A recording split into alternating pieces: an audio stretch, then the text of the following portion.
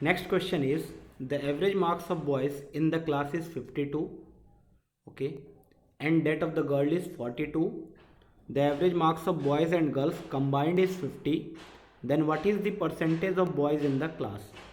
तो हमने मान लिया, एज्यूम कर लिया, लेट नंबर ऑफ बॉयज़ कितने हैं क्लास में, x हैं, एंड नंबर ऑफ गर्ल्स कितने हैं, मैंने बोला y है।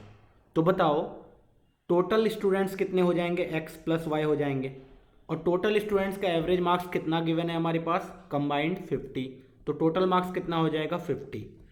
ये टोटल मार्क्स और एक तरीके से आ सकता है, नंबर ऑफ बॉयज़ कितने हैं x, उनका एवरेज कितना है 52, तो 52 into x plus number of girls कितने हैं y, उनका एवरेज कितना है 42 प्लस 42 इंटू वाई, ये आ गया सम। सो ये फाइनली आ गया 50x plus 50y is equal to 52x plus 42y।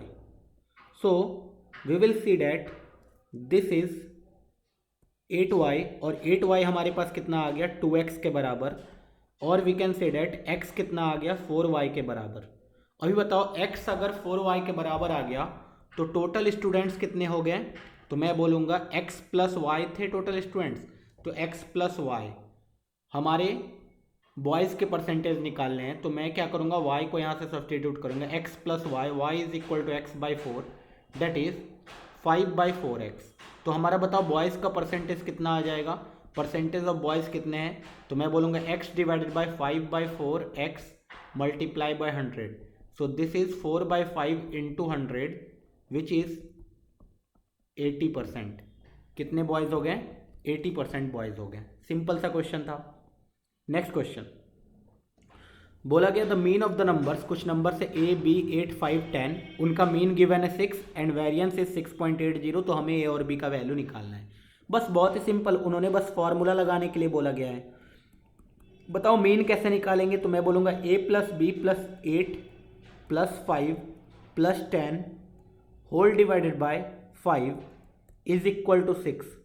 This implies a plus B plus 8 plus 5 plus 10 कितना हो जाएगा 23, और 5 इंटू 6 कितना हो जाएगा 30, this is 23। So a plus B का वैल्यू कितना आ गया 7। यहाँ से मेरे पास एक रिलेशन आ गया a प्लस बी में। अब मैं क्या करूँगा, वेरिएंस कैलकुलेट करूँगा। सिग्मा स्क्वायर सबको पता है क्या होता है, समेसन ऑफ एक्स आई का whole square divided by N minus mu square. Okay, तो हम लोग सिग्मा स्क्वायर दिया हुआ है 6.80, ये कितना आना चाहिए, summation of A square plus B square plus 8 square plus 5 square plus 10 square whole divided by 5 minus 6 square that is 36। इस इक्वेशन को जब कैलकुलेट करेंगे तो इधर 36 plus 6.80 that is 42.80, this is equal to A square plus B square plus 64 plus 25 plus 100 whole divided by 5।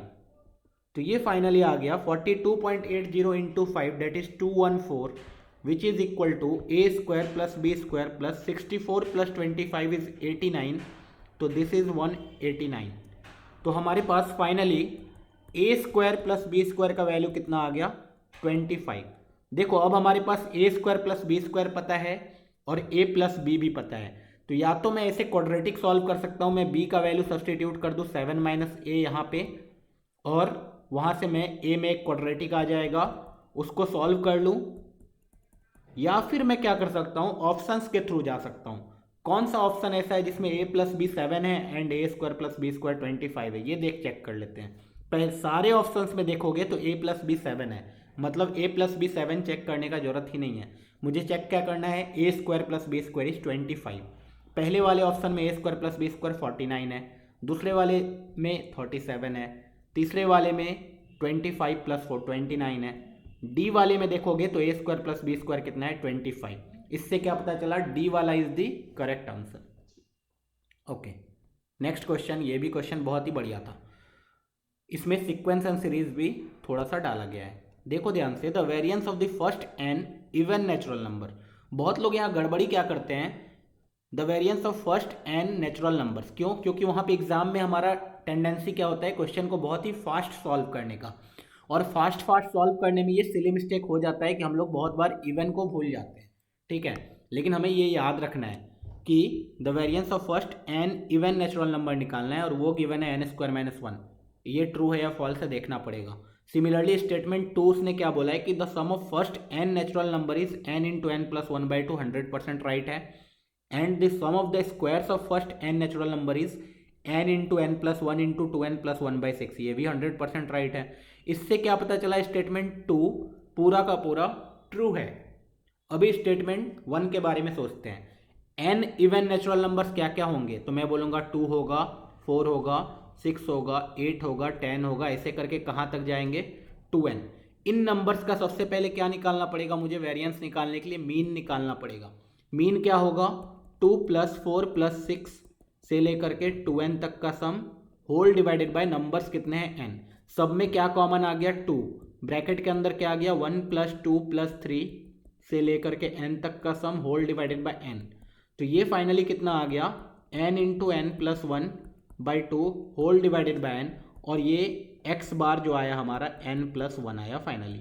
तो हमारा जो mean आया वो कितना आया n+1। अब हम लोगों को मीन निकाल लिया है हमने, हमें वेरिएंस निकालने के लिए σx² भी चाहिए। तो अगर हम लोग ये वाला चीज़ कैलकुलेट करें σxi² whole divided by n, तो ये हमारा आएगा 2² + 4² + 6² से लेकर के 2n का whole square whole divided by n।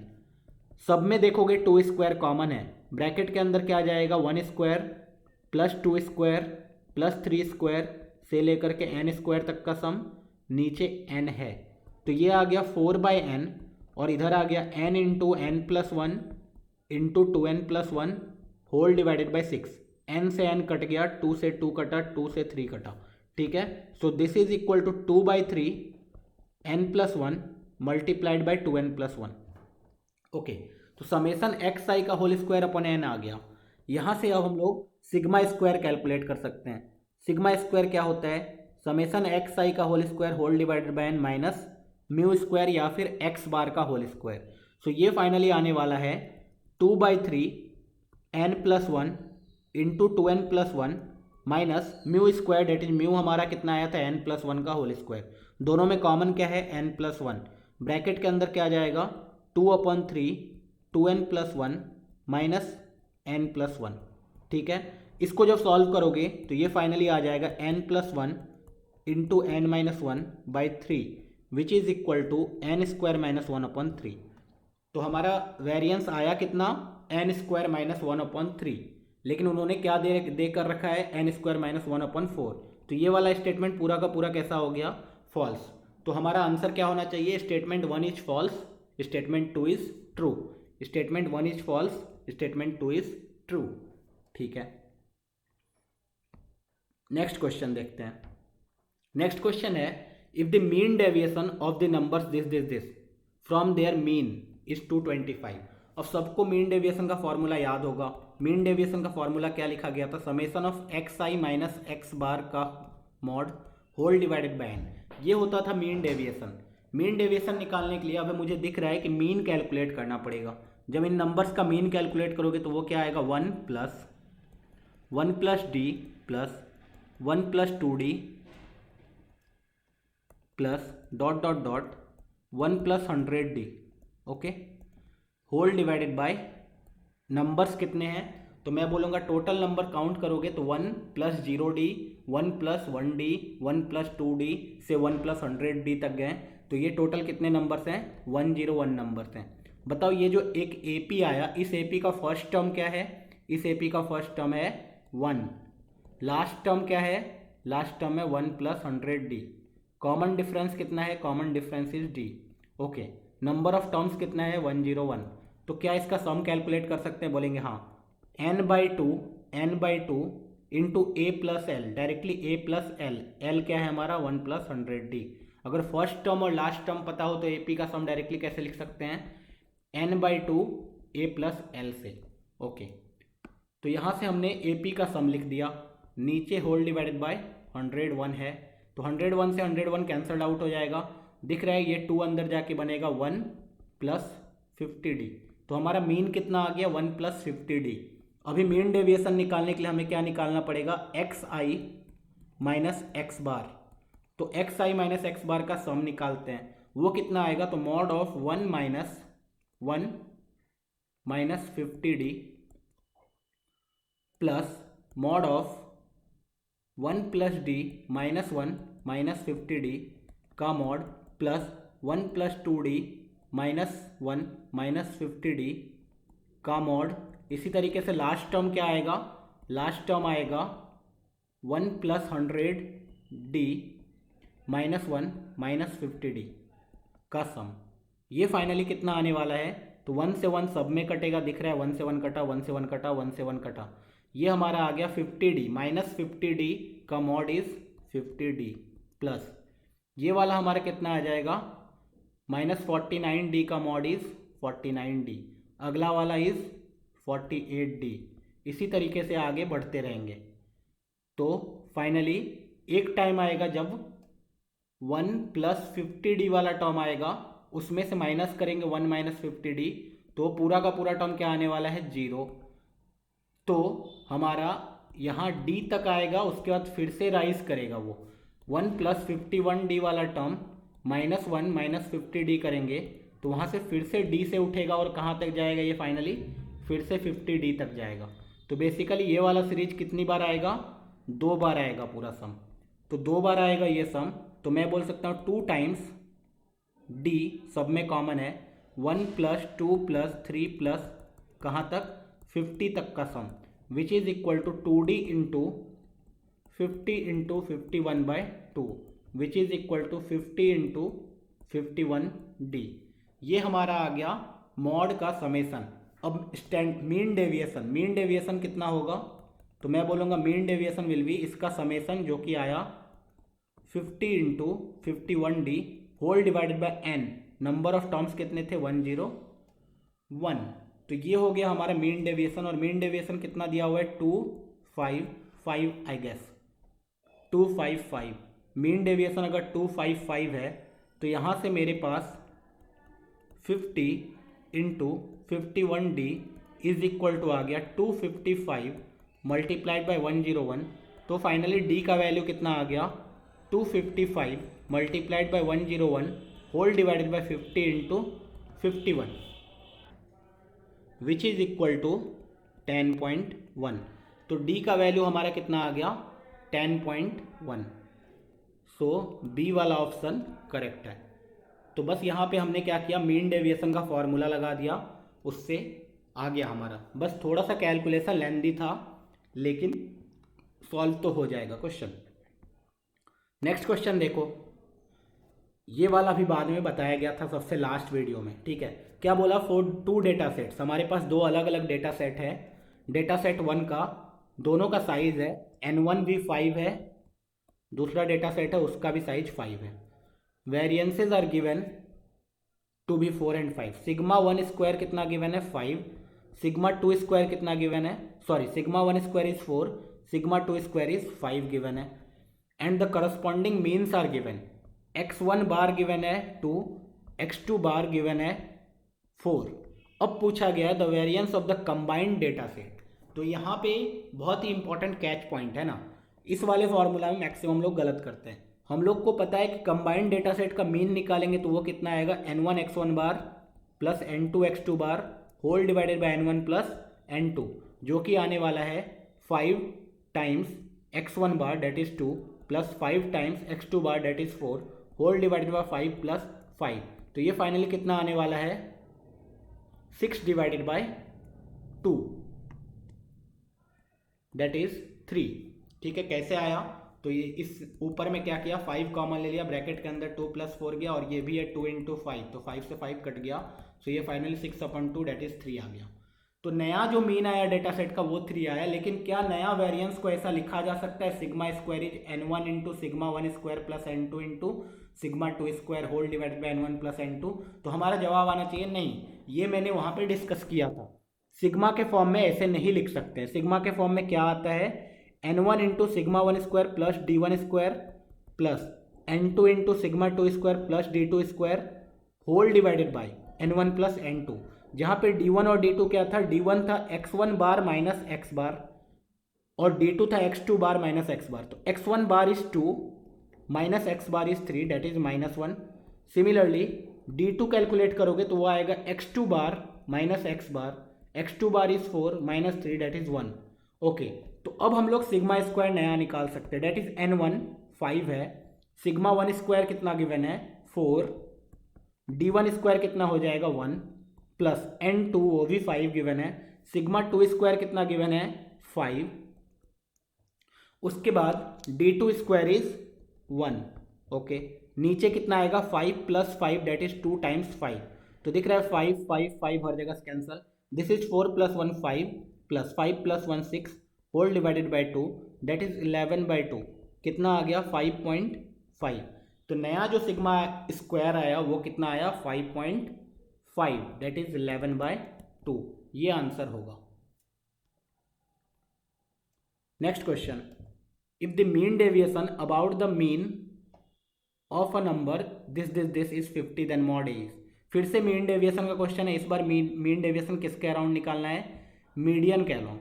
तो मेरे पास जो डेटा है उसको देखो ध्यान से, a 2a 3a 4a 5a ऐसे करके 50a, ये टोटल कितने डेटा पॉइंट्स हैं, तो मैं बोलूँगा 50 डेटा। 50 डेटा है, अगर इवन नंबर ऑफ डेटा है तो मीडियन कैसे आएगा, तो मैं बोलूँगा मीडियन निकालना बहुत आसान, 50/2th observation plus 50/2 plus 1th observation का मीन निकाल लो, वो हो जाएगा मीडियन। अच्छा, तो 50/2th मतलब 25th ऑब्जर्वेशन, 25th ऑब्जर्वेशन क्या आएगा 25 है, और ये कितना है 26th ऑब्जर्वेशन, 26th ऑब्जर्वेशन क्या आएगा 26 है, होल डिवाइडेड बाई 2। हमारा फाइनली मीडियन कितना आया, तो मैं बोलूँगा 51/2a। ओके, अभी मीन डेविएशन कैलकुलेट करना है। मीन डेविएशन कैलकुलेट करने के लिए मैं क्या करूँगा, अभी डेविएशन कैलकुलेट करना स्टार्ट करते हैं। तो मीन डेविएशन फाइनली आएगा समेसन, ऊपर में summation mod a minus 51/2a plus mod 2a minus 51/2a plus mod 3a minus 51/2a plus इसी तरीके से कहाँ तक जाएगा, mod of 50a minus 51/2a का मॉड, होल डिवाइडेड बाय कितने नंबर्स हैं, मैं बोलूँगा टोटल 50 नंबर्स हैं। तो ये आना चाहिए मीन डेविएशन। अभी इसको कैलकुलेट करते हैं, this will be equal to 2 minus 51 that is mod ले लेंगे तो 49a/2। अगला वाला कितना आएगा 4 माइनस 51 डेट इज 47a/2। अगला वाला कितना आएगा 6 माइनस 51 डेट इज 45a/2। इसी तरीके से एक टाइम आएगा जब यहाँ पे होगा 25a माइनस 51/2a, सो ये आ जाएगा a/2। फिर से जब 26a माइनस 51/2a निकालोगे तो ये भी आएगा a/2, अगला फिर से बढ़ता जाएगा और फाइनली कितना आ जाएगा 49/2a। तो दिख रहा है ये a/2 से 49/2a, a/2 से 49/2a रिपीट करेगा खुद को 2 बार, नीचे 50 है। ओके, तो टोटल टर्म्स एक्चुअली दोनों में कितने कितने होंगे, 25 टर्म्स इधर होंगे, 25 टर्म्स इधर होंगे। अब मैंने बोला ये दिस इज 2 टाइम्स a/2, सब में कॉमन निकाल लो, ब्रैकेट के अंदर जाएगा 1 प्लस 3 प्लस 5 से लेकर के 49 तक, नीचे कितना आ गया 50, इस 2 से 2 को खुद कैंसिल कर दो, आएगा a times 1 plus 3 plus 5 plus 49, ये कितने टर्म्स है 25 whole divided by 2 into a plus L that is 1 plus 49 whole divided by 50। तो दिख रहा है ये 49 प्लस 1 50 से 50 कटेगा, दिस इज 25/2a। ये हमारा आ गया मीन डेविएशन। मीन डेविएशन आ गया, उसका वैल्यू कितना गिवन है 50, mean deviation is equal to 50। तो हमारा फाइनली मॉड ए का जो वैल्यू आया वो कितना आ गया 4, मॉड ए इज 4। तो मीन डेविएशन का क्वेश्चन थोड़ा सा लेंदी हो जा रहा है क्योंकि हमें क्या करना पड़ रहा है, बार बार डिफरेंस का मॉड कैलकुलेट करना पड़ रहा है। लेकिन फॉर्मूला बहुत ही सिंपल है, मीन निकाल के हमें डिफरेंस ही तो कैलकुलेट करना होता है, ठीक है। नेक्स्ट क्वेश्चन, ये वाला क्वेश्चन भी बहुत ही सिंपल है, जिसको भी थियोरी याद है वो एक ही लाइन में फटाक से आंसर मार सकता है। मेरे पास ऑब्जर्वेशन है x1 x2 x3 xn तक, let x bar be their arithmetic mean and sigma square be the variance, ठीक है। स्टेटमेंट 1 है, पहला जो डेटा है x1 से xn तक का, उसका मीन हमारा x बार है और वेरिएंस हमारा सिग्मा स्क्वायर है। तो अभी नया डेटा सेट बनाया गया 2 टाइम्स निकाल के, 2 times x1 2 times x2 2 times xn। तो बताओ वेरिएंस कितना हो जाएगा। तो हमें पता है कि अगर नया डेटा सेट में समथिंग मल्टीप्लाई किया जाए तो उसका जो नया वेरिएंस होता है, मल्टीप्लाई जिस नंबर से किया गया उसके स्क्वायर गुना बढ़ जाता है। तो मैंने अगर 2 से मल्टीप्लाई किया है तो नया जो सिग्मा स्क्वायर होगा वो 4 टाइम्स सिग्मा स्क्वायर होगा। तो वही लिखा हुआ है 4 times sigma square, this is true. Second, mean कितना टाइम्स बढ़ जाता है, तो मीन जिस नंबर से मल्टीप्लाई करो उतना टाइम्स बढ़ता है, लेकिन यहाँ पे 2 से मल्टीप्लाई किया गया तो मीन 2x बार होना चाहिए, लेकिन यहाँ 4x बार है, सो दिस इज फॉल्स। तो हमारा आंसर क्या आएगा, statement 1 is true, statement 2 is false. Statement 1 is true, statement 2 is false, ठीक है।